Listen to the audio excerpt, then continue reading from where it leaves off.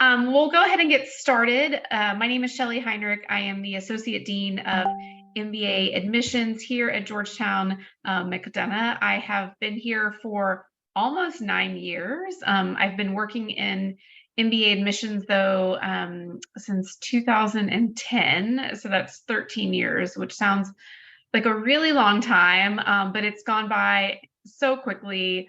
It's been really great to be a part of what I call this kind of business school industry. And the reason why I got into education was because I do truly believe that education has the ability to transform people's lives.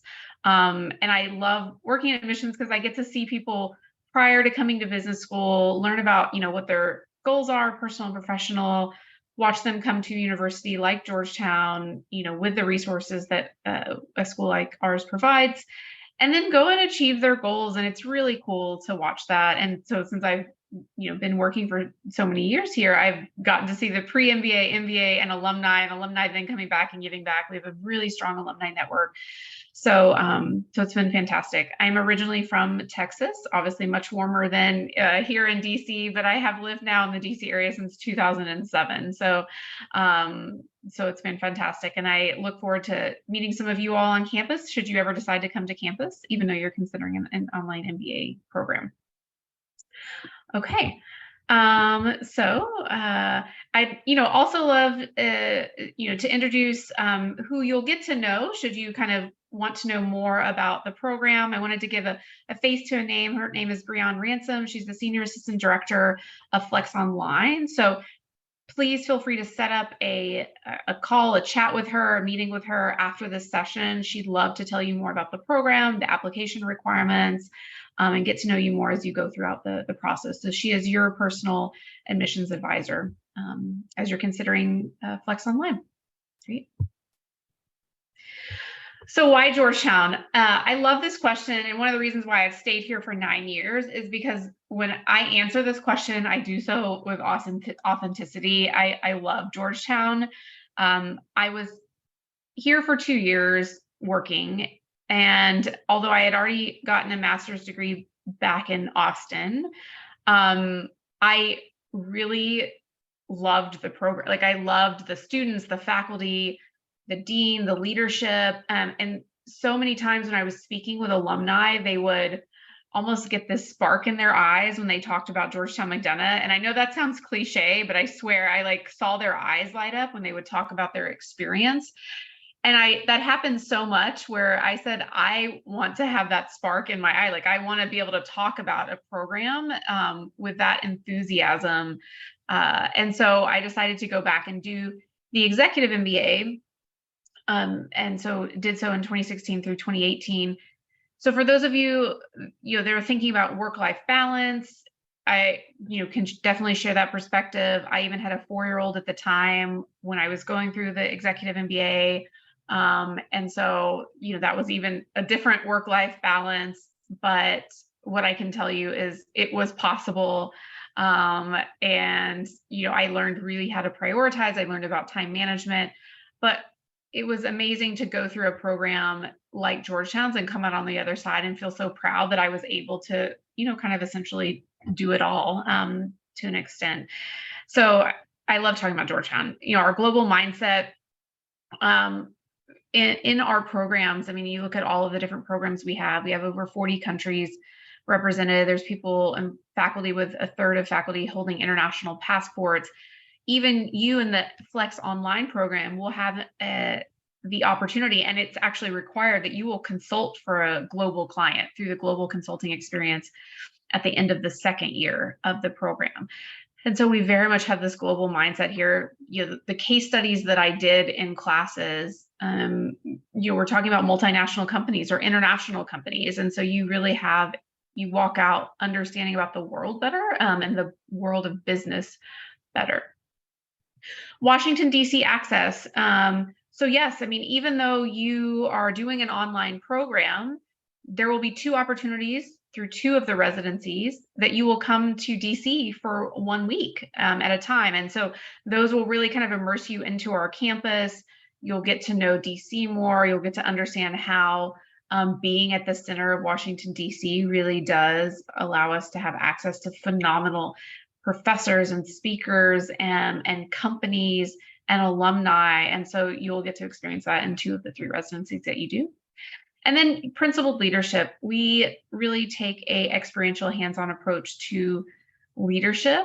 This isn't a program where you're just going to come learn how to do great balance sheets or how to do great marketing plans. You will learn how to be a leader and how to be an empathetic leader. And one of the ways you'll do that is actually through that first residency, where you will take the structure of global industries, which is a very leadership focused course. So a little bit about why Georgetown. So why an MBA? I know some of you out there know you want to go to grad school. You realize that you need a graduate degree in order to be successful or take it to the next level in your career. And so what else, why are other people doing an MBA? This was a prospective student survey from GMAC that was done in 2022. And these were the responses. This is why people wanted an MBA. One of the reasons why I did an MBA after having done a specialized master's degree was that I felt that those that had an MBA spoke a different language than I did, honestly. I felt that I got to a point in my career where I was in meetings with senior level executives and or senior level, in our case, in where I work, alumni or board members. And they were using terms that I knew were MBA terms, but I didn't really know what they meant. And so I felt that I was at a disadvantage in those conversations. Like I couldn't compete on an intellectual and a professional level with those that had an MBA, and I didn't like that feeling. And I also saw that MBAs were getting different career opportunities and different career paths, even in an industry that I work in education. And so that's one of the reasons why I went back. And I can tell you, after 2 years of being in an MBA, you learn that new language because you are doing multiple case studies, you're getting cold calls on, you're doing analysis, you're in groups, you're hearing the professors use the terms, day after day in classes. So it just becomes second nature to you. And then you have the confidence to walk into those rooms and know what people are talking about, be able to confidently talk about subjects that are outside of your subject matter expertise. One of the things I very remember in the very beginning of my program was, in let's say, for example, my finance class.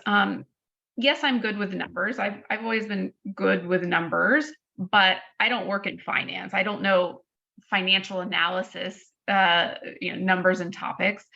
And so I remember in the first few days of my finance class, I was hesitant to speak up. I didn't want to raise my hand and answer questions because I thought there's people in my class that have worked in finance. Surely there's no way that I'm going to answer a question and make myself sound not as competent. But then what I learned as I went throughout the class is it's more about, digging into the assignment the professor's asking you, digging into the case study, reading the assignments and chapters that they want for that class, and then speaking up about the topic you're discussing. So I became more confident by the end of each of those semesters in classes that I wasn't a subject matter expert in, and I became more confident talking and raising my hand. And when you, again, do that for 54 credits over 2 years, you gain a new level of confidence, and it's pretty awesome. Certainly I have to brag on Georgetown McDonough a little bit. I love Georgetown, but also the results are there, your ROI. So just a few great rankings. I like to always talk about this Bloomberg Business Week ranking a little bit, because anytime I see a #1 ranking, I'm always the skeptic. I'm always like, what does the #1, ranking really mean? So let me explain to you what these 2 rankings are. Bloomberg Business Week did a survey where they reached out to over 3,000 employers. Bloomberg ranked like employers. And they gave them a list of the top business schools by Business Week ranking. And they asked the employers to rank the business schools based on certain criteria. So the first year in 2019, the survey said, what of these top 30 schools produce the best trained graduates? And these employers wrote back and voted Georgetown McDonough that produced the best trained graduates. That's phenomenal. Employers of the top 30 Business Week programs said that we had the best trained graduates. And then in 2021, they surveyed again, and they asked another series of questions, and they said, who produced the most innovative graduates? And employers rated us number one on most innovative. Now, here's the thing. They didn't ask in the second survey, they didn't ask about best trained again. So I still say that we hold the best trained graduate number one because they didn't ask it again in 2021. So some great ROI. I love this picture. It's of our executive challenge. It just shows the community. Yes, you will be doing this program online, but that doesn't mean you don't have access to our network, our students, our alumni. When you come on campus, there will be events where you'll get to be a part of a community cohort. We feel that's really important, and we've designed this online program to show that. All right, so grab your laptop. We're going to go to the Flex MBA Online and dig a little bit deeper. Okay, so here's a little message from our dean, our associate dean of MBA program. Oh, sorry, one second. Let me go back. Georgetown McDonough now offers its Flex MBA in either an in-person or online format. Our online cohort combines the convenience of virtual classes with 2 week-long residencies in DC and our signature global business residency. Whichever format you choose, you will benefit from the same professors, the same career support, and the same degree, ready to accelerate your career and leave a meaningful legacy.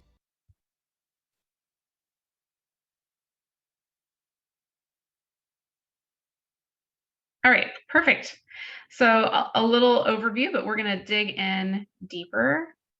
I love sometimes when your laptop gets away from you. All right. So let's talk a little bit about the curriculum and program. So let me set the stage. Every program, every school has different named MBAs, right? There's full-time MBAs, there's executive MBAs, there's part-time, there's flex, there's online. There's not a standard naming system across the industry. So if it is confusing, I understand, it is confusing. So let's talk a little bit about what is unique about our Flex MBA Online. So we've had a Flex MBA program now for a very long time. It is our part-time program, all right? And it's meant for working professionals. So it is not meant for people who are not working and are going to school full-time. The Flex MBA is meant for working professionals, okay? So we've had that program in person for a while, and as the industry has evolved, as the demand from students wanting to have more flexibility has evolved, as people love being virtual post-pandemic. I think we've come out post-pandemic with people saying, I want a little bit of in-person stuff, but really I love virtual. So we took that input from our customers, our students, and what's happening in the market, and decided to launch an online version of our very successful Flex MBA. So you can still apply to do the Flex MBA in person. That is a program you can apply to do, but this is a Flex MBA online. So you do it completely virtually, but we are providing you the same curriculum, the same 54 credits, the same degree. So when you graduate, you will graduate with a Georgetown University Master of Business Administration.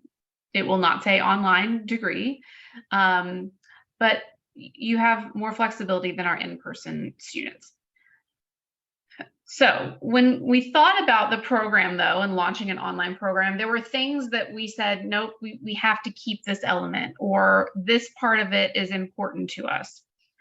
So one of the things that we kept was the cohort.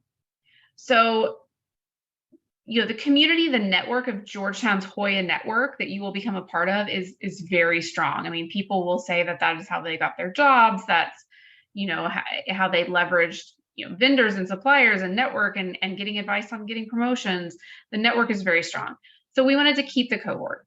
So you will go through the cohort of your core classes together with the same group of about 40 to 50 people. Okay. And we'll go through the sequence of the classes in just a second. So you'll get to know them really well. You will get broken out in classes into small groups of about 5 or 6 students. So you'll even get to know them a little bit better. And then when you take electives, you will also have the opportunity to stay with your cohort for the different electives that we will offer for the online community. But should you ever want to come and do an elective on campus, if your schedule allows you to, you will have access to do electives on campus. So that's where we said, all right, like, how do we offer this maximum flexibility? So just know that is what we will provide. So there'll be virtual classes. As of now, what we have decided for the fall is that classes will likely be on Monday and Wednesday evenings, and likely be from 8 to 9:20 p.m. So you notice I use the word likely. That is what we are planning on. We will put everything in writing probably in a few months on our website, but we're likely going to be Monday and Wednesday, 8 to 9:20.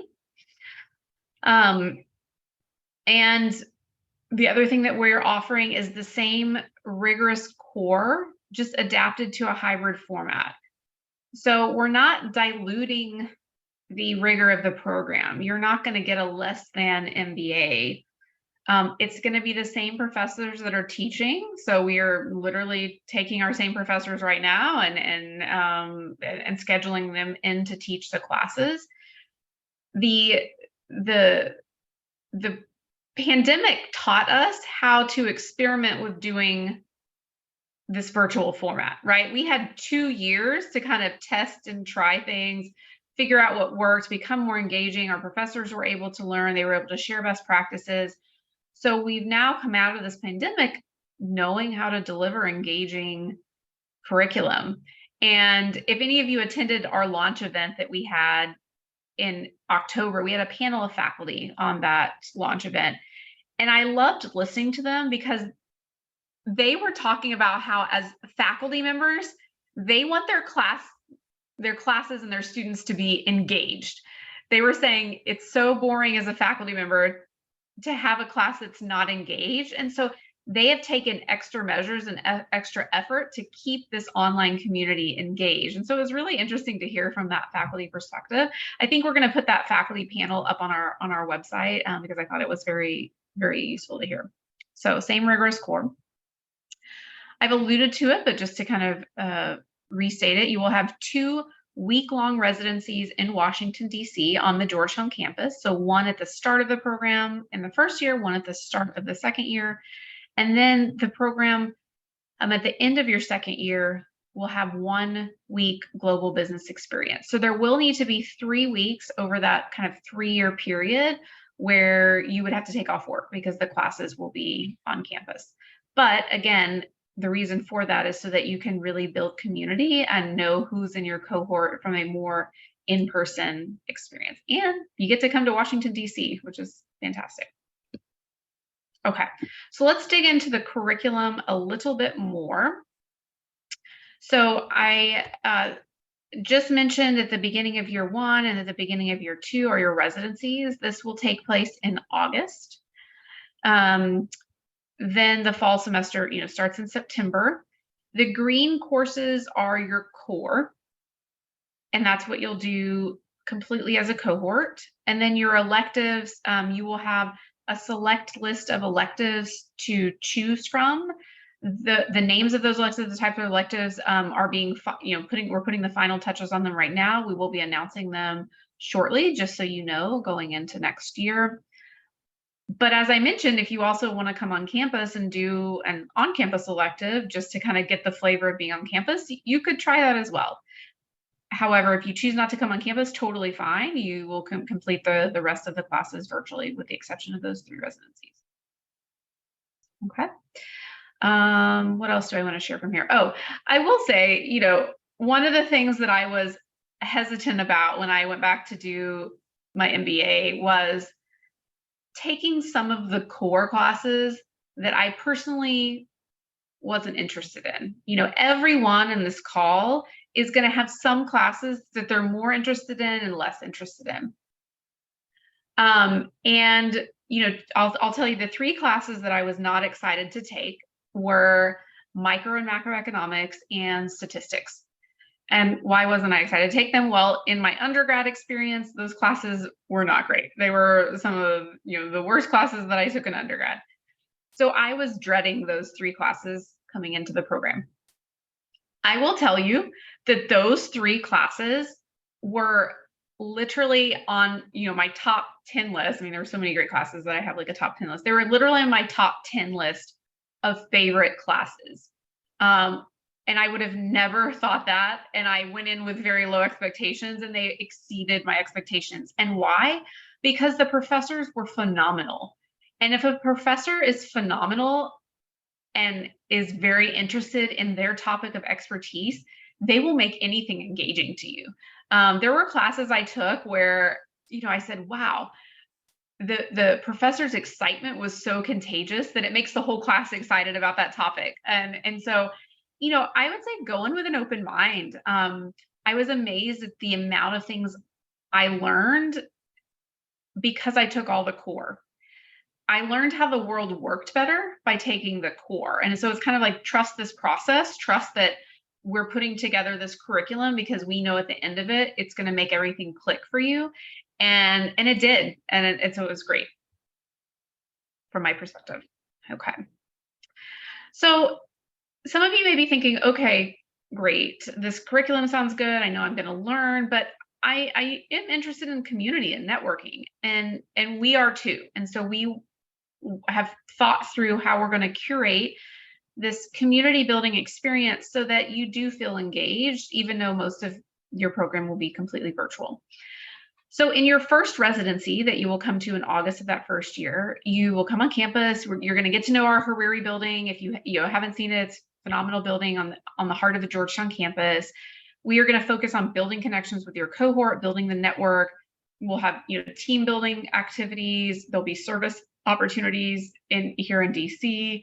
And then we will actually do an end of the opening term event with all of our incoming students. So full-time, Flex Online. So for us, you all are one community and one McDonough. And so you'll get to know that huge network right off the bat in August. In August of your second year, we really want to immerse you into taking advantage of DC. So we're going to expand your network a little bit more. You'll actually engage with the Flex on campus community. So you'll kind of broaden your network to Flex in-person people as well. There'll be social activities, more service opportunities, but you'll get to immerse into a little bit more of what DC has to offer. And then residency 3, which is your global travel and consulting project, is phenomenal. So this is a project where you work in a team of 6 to 8 people and you're consulting for an international client. And that client is in another country. Your cohort is presented with a list of options of countries and clients, and then you get to rank your top 3 choices. For example, my group consulted for Philips in South Korea, and we were scoped with developing a go-to-market launch strategy for a new healthcare product they were creating. So it wasn't even in market yet, and we had to do the competitive analysis. They even made us sign an NDA so that we wouldn't disclose what it was. And so my team met with the client weekly. We did like 9 p.m. meetings because that was, I think at that point, 10 a.m. South Korea time. And we would give progress to our client of how we were progressing. They would give us feedback. We'd go make edits, changes. We continue to work on it. So you work for 6 to 8 weeks, and then you will go abroad to that country and present your consulting recommendations. I will show you, let's see, It's done in the summer after your second year. So you go for a week, and it's fabulous. So that's how you'll really get to engage with the community in person. Let me talk a little bit as well about opening term. So this is when you will basically start the program. I like to share this because some people think that school starts in September, but our program starts earlier, and you're getting actually academic credit for that. So you're progressing through the program earlier. But basically, in this 1st of August timeframe, weeks 1 through 2 here, you'll do live online synchronous sessions, Monday and Wednesday and Thursday evenings. So you can still be working totally fine. It'll be Monday, Wednesday, Thursday evenings online. And then you'll have some asynchronous course content and teamwork. I'm going to pause and define these two terms for you, because even working in education, I had to take a moment to have someone tell me, what does it mean to be synchronous versus asynchronous? So live online synchronous, think of it as you're syncing up with your colleagues and classmates, basically on a Zoom environment. Essentially, you're going to be seeing people's faces, you'll be talking with them, you're syncing up, synchronous. Asynchronous is more, you'll be given access to this platform that we use called Canvas, and it will have different ways to access your case studies. You may have online quizzes, there may be discussion boards, basically at your own pace, whenever you want. And so that's what asynchronous means, not synchronous. So that's what the first 2 weeks in August will look like. And then the first week in August, the 14th through 18th, is your in-person residency, your first in-person residency. So full days and evenings, class sessions, team meetings, faculty coaching, final exam, team project. Yep.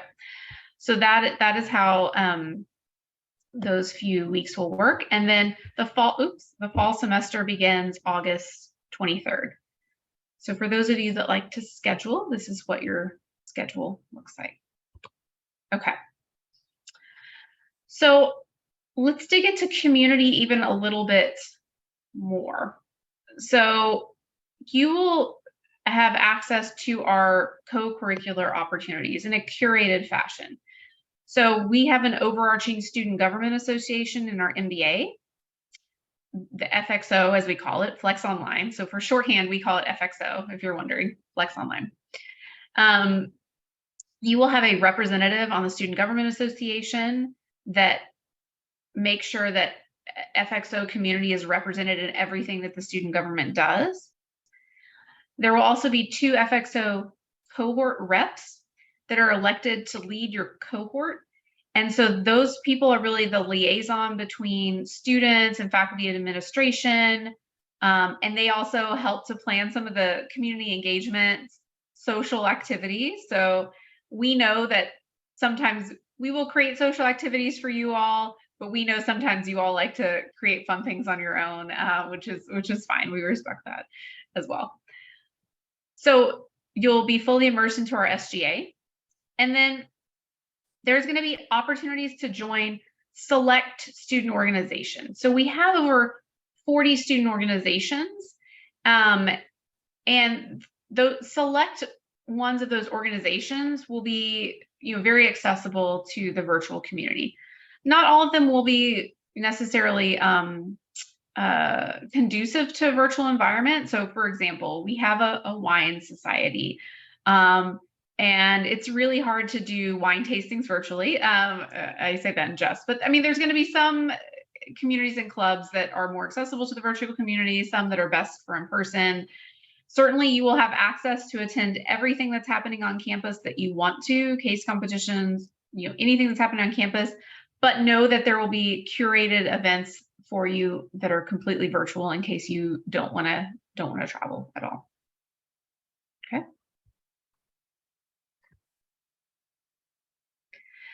So what I'm going to do right now is show a short video of what the asynchronous kind of platform will look like. This is kind of version 1.0. Know that we are that there is a version 2.0 that will come out really right before you start. But we wanted to give you a little bit of a taste of what does an asynchronous community look like. So well, thank you. That concludes and wraps up the faculty panel. So thank you all for joining us. I know you've been on this journey with us and are so excited to help us, launch this program next August. So thanks for providing your perspective on what the classroom life would be like. And so I'll bid a farewell to Pietra and Kirsten and Lee. But Sudita, I'm going to have you hang on for just a minute because you're going to give us a little bit of a demonstration about what the online student experience might look like. And when I say might, we're going to show you a little bit about what our current business analytics online platform looks like on the back end, but know that that is the same platform that we are using as we build the program right now. As we build out the platform, put all the bells and whistles on it now, that is the same program, very similar, that we will be having next August. So Sudipta, I'm going to turn it over to you for screen sharing and to give us a little bit of a demonstration of what life may be like on the asynchronous platform. Absolutely. So, we all heard from the wonderful faculty here that they bring in multiple years of experience. And so we at Georgetown and McDonough, we have developed online programs, the MSF program and the MSBA program already. And we provide an engaging platform to the students through the online courses. And so, as Shelly mentioned here, generally, we have a combination of asynchronous content and synchronous session, or the live session with the faculty and peers. And so I'll give you a demonstration of the online component of the MSBA program, which is just focused on the asynchronous materials. Okay, so the goal of this demo is to just showcase what student experience is going to be like and how they engage with the asynchronous content here with this this example that I'm going to show you. So let me share my screen here. Can you all see my screen okay? All right, great. So I'm going to move into a student view. So as a student, you would log on to Canvas, and on in Canvas you would be able to see your courses that you are basically taking. So this is one of the courses that I teach in the MSBA program, and these are all the asynchronous content within this particular course. So when you log on, you would see a bunch of different tabs to your left, and then generally each of the courses are organized and have a very consistent look and feel to them, so that you start to get used to where I can find things mostly. So we start with announcements, and then you would see, there's the homepage that talks about the course in particular, and then would have some of the key links that the students are looking for every time you are, going into office hours, or if you have a live session, then all the links are provided here, and follow that with, a detailed syllabus that you would see. One of the things you would notice here is it's very clear as to when the assignments or things are due within the course. So you would see next office hours this week, slides for week 6 posted. All of these things are right here. That includes assignments and announcements. And then you would also see the assignment breakdown. And coming down, one of the things that I wanted to show you in the syllabus is that the things that you have to do before let's say before an asynchronous session that we were just talking about, right? That what is this experience going to be like? You would have to get ready for the synchronous session. So what do you do before session? What do you do after session? So that really provides a very, very detailed look on exactly what the students are supposed to do. And then you would see here at the end there is a course summary that provides students information on when all of the assignments are due, what type of assignments are there in the program, and so on. And so moving forward, everything is organized around the modules here. As you would see, these provide information to the students about getting started, your different types of resources that are available to them, their study teams, and whatnot. And then, each of the weeks each of the content per week are actually organized within the modules. So this is week 1 materials, and I'll basically kind of walk you a little bit through this. So as you would see here, we have live sessions, and this tells you about when each of the live sessions are, for example, this particular class has Tuesday evenings. Moving back to, and actually what you would do as a student is actually go to next, right? And as you hit next, you would actually go to the next page, which kind of talks about the course overview. And again, here, the faculty would, the instructor is going to provide you more information on what this particular course is going to bring forward for the students. And similarly, you may go in and you may see guest speaker introduction. So this particular course basically has some guest speakers that came in and that were interviewed, and that is indicated here. Some of the other things you would see in terms of interactivity is student Q&A board. This is where the students can actually send out their questions to their peers, to the faculty, and then they can discuss with each other. And so this is one of the ways in which they can do that. You would also notice there are resources here for the students, so different types of tutorials, other kinds of things, and you would see when they are due, week 1, week 2, minutes, so it's very, very detailed. And so when we are teaching online, what Dr. Lee Pinkovitz was telling us is that it made the faculty think about what would make this experience better for the students. And so we are very detailed when we actually teach courses and put in the asynchronous materials there. Some of the other things that you would experience as a student, that our students experience as in the asynchronous materials is, before this week's live session, after this week's live session, what you need to do. And then this is a video of our guest speaker. So we're talking to the guest, a Q&A with the guest speaker, and he talks about what their views are, for example.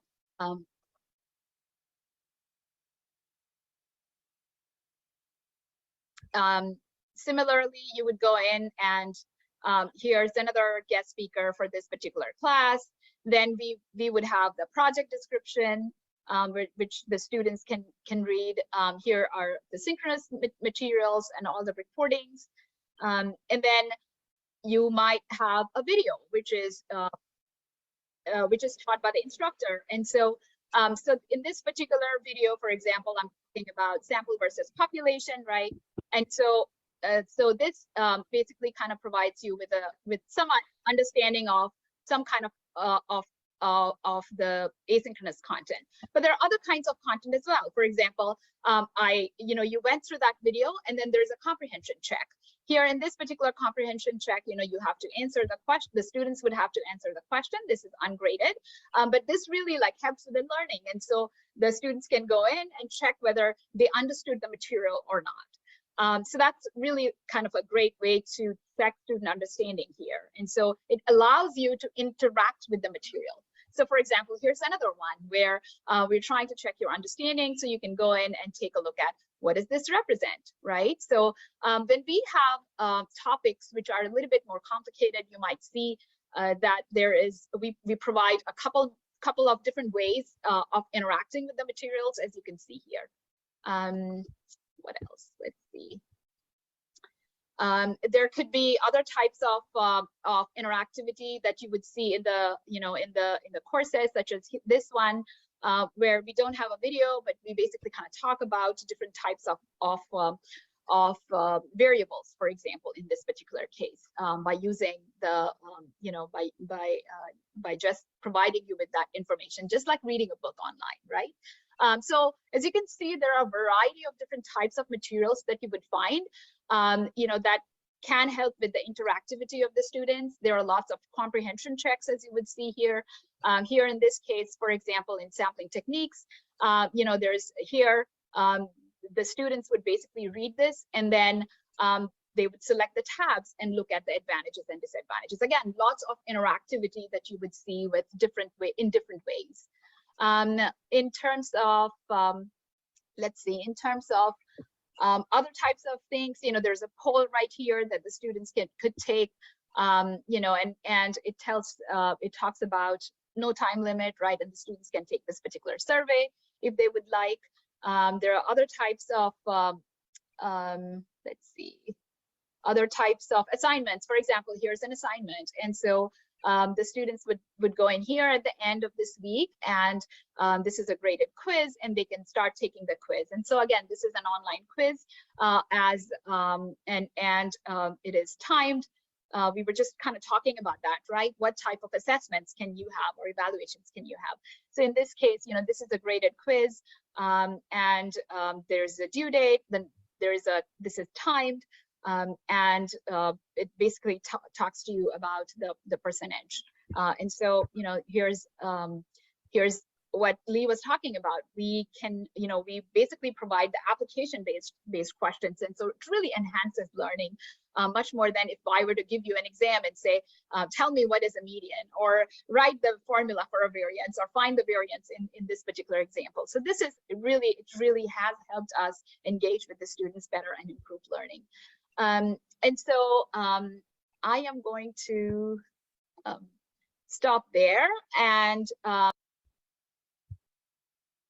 okay, perfect. So hopefully that gave you a little bit of an idea of what well, thank you. That concludes and wraps up the faculty. Perfect. Okay, this is what I'm going to do. Let me just stop, and I'm going to reshare.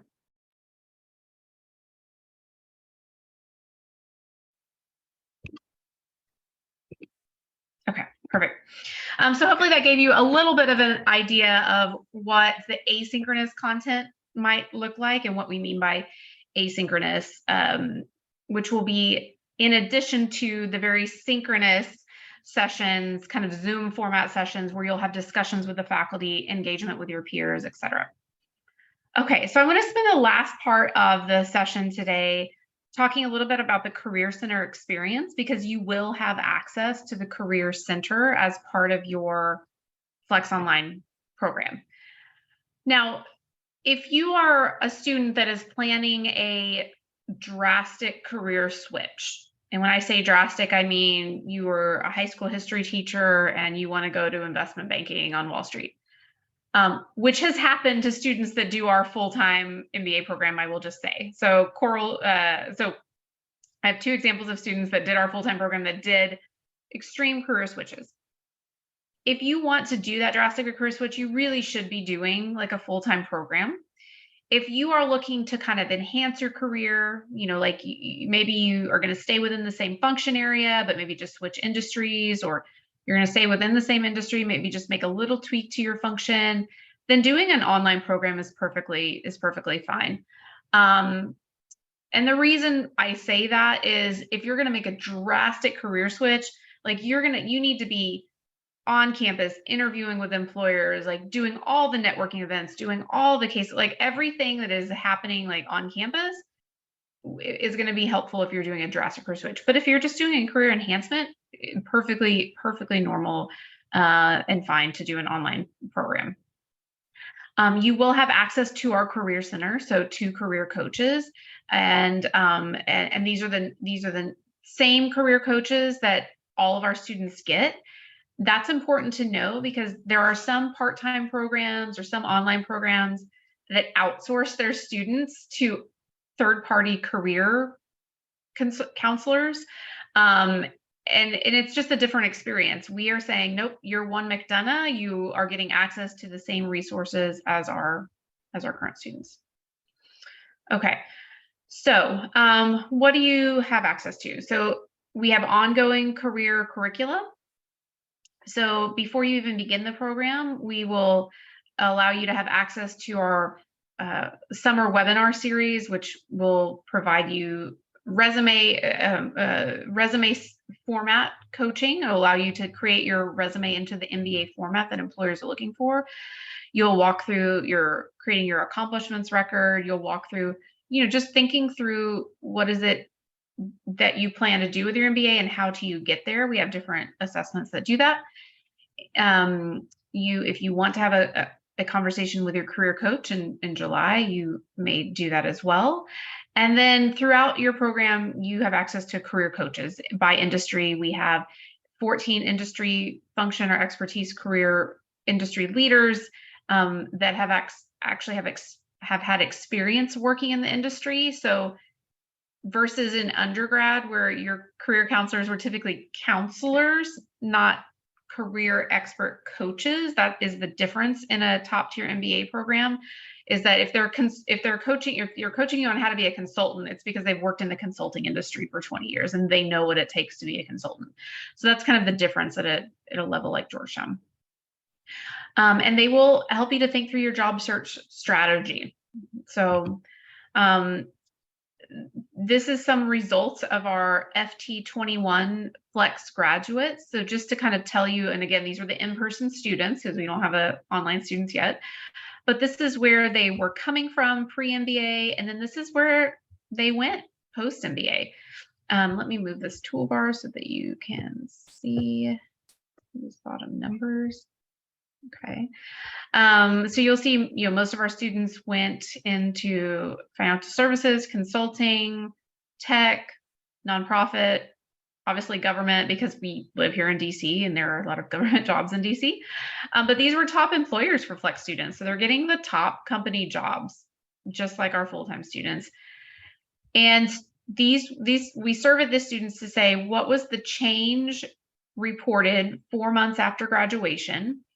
And Flex students said about half of them had a change in company, about half of them had a change in job title, about half in function, and about, a third or so in industry. So definitely there were some great outcomes from Flex students. And this is a little bit about what the career development timeline looks like. So most students will do the Flex program in 3 years. That is the average, right? You can do it in a little bit shorter or even up to 5 years. Most people will do it in 3 years. In year 1, I mentioned the summer webinar series that you'll do prior to starting so that you all would actually do this coming summer if you're planning for an August start. And then there's a job search course 1. In year 1, you'll notice job search course 2 and job search course 3 in year 2 and 3. So we have a curated separate non-credit course just for how to do job searching, personal branding, networking.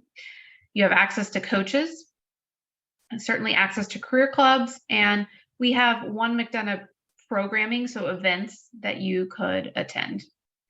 And here's a little bit of down here what One McDonough programming includes. So we talked about the 2 job search courses in year 2. We have industry open houses. Again, you have access to our coaches, career clubs, One McDonough programming. And then in your final year, the year in which you are graduating, that is when you would have access to full-time post-MBA recruitment. So when companies come to hire MBAs, they are hiring people that are about to have an MBA degree. So all the jobs that are posted for MBA students, you won't have access to in year 1 and year 2 because you're not about to have a degree in hand.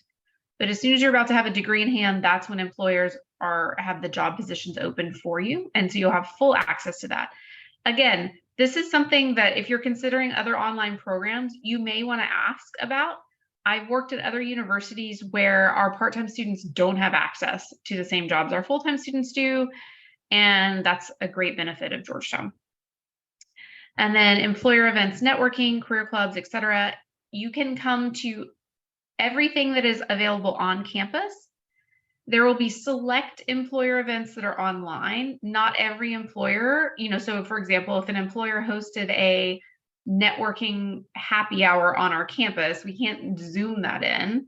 But if there are some employer events that were in an auditorium, a presentation, etc., and we can make that virtual, we will. So it'll be a curated career experience. Perfect. And then I do just want, in my final slide, I want to talk about just the 6 areas of the application.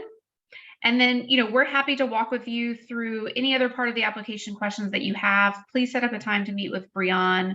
Her calendar is on the website. She'd love to meet with you to go through any of these aspects, but I'm going to briefly go through them. So our application deadline, so you all would be applying in round 3 or 4 this year.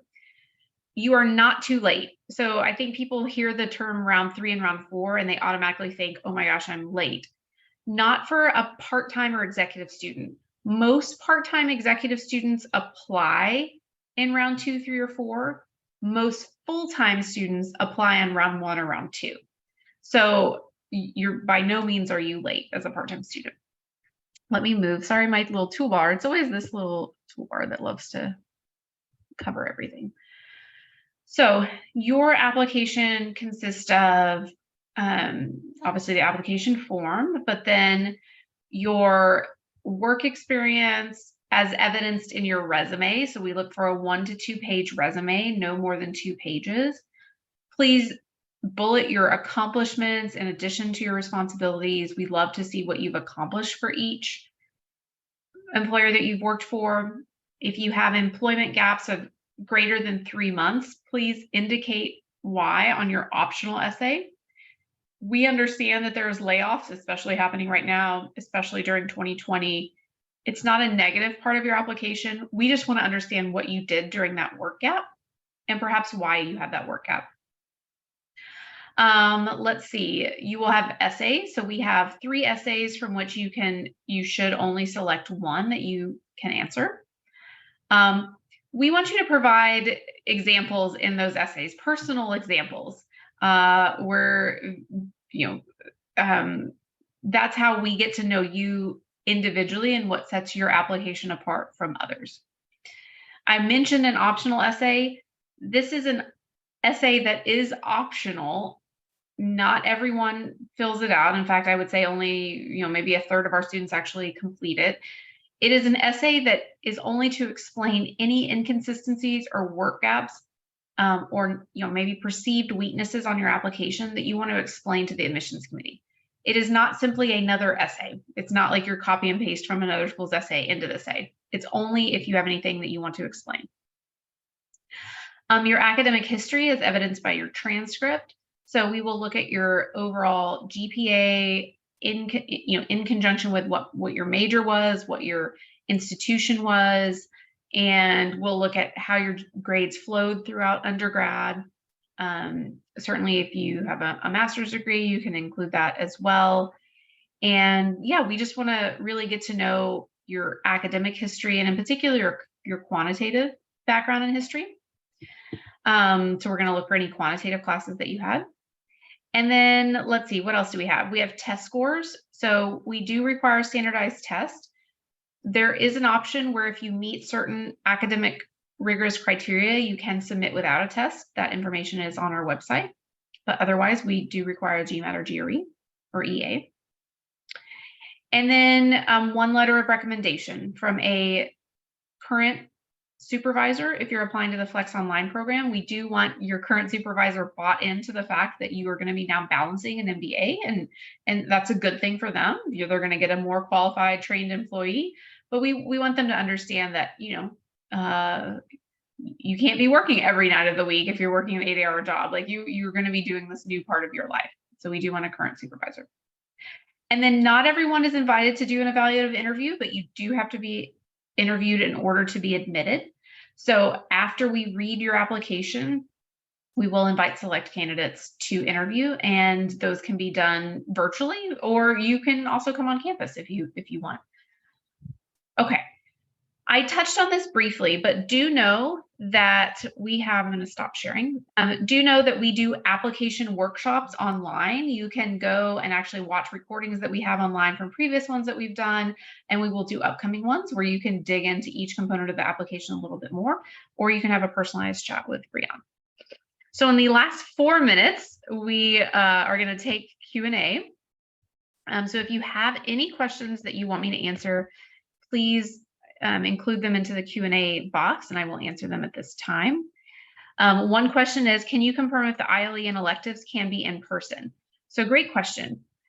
If you want to come on campus and do an in-person elective or ILE, you will have the ability to do so.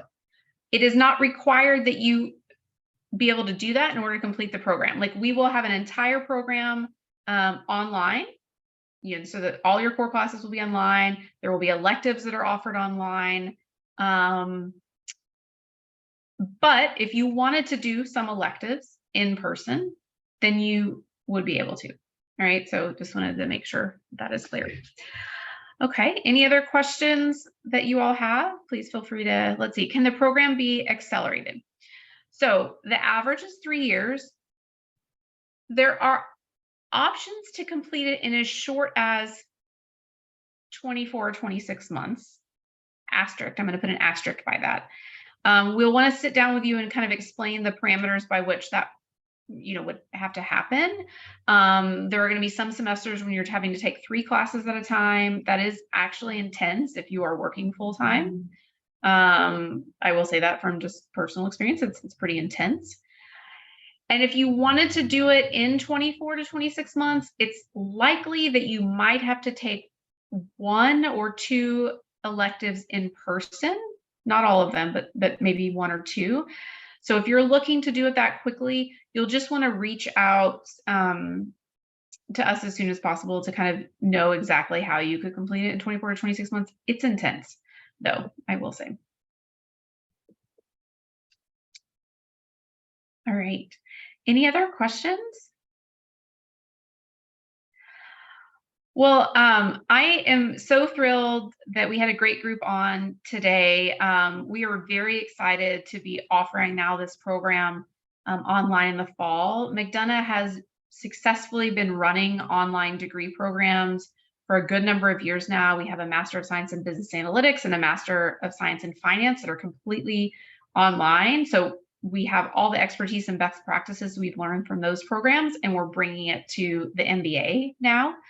And we're bringing everything we've learned from how to do a phenomenal Flex MBA in person to online. So we're super thrilled, excited. We hope you will join us and consider applying. And we hope that this is the first of many interactions you have with us. We want to get to know you in person through virtual chats or in-person chats. So definitely reach out to us and schedule a meeting. All right. Have a wonderful day, and we hope to see you soon. Thanks so much.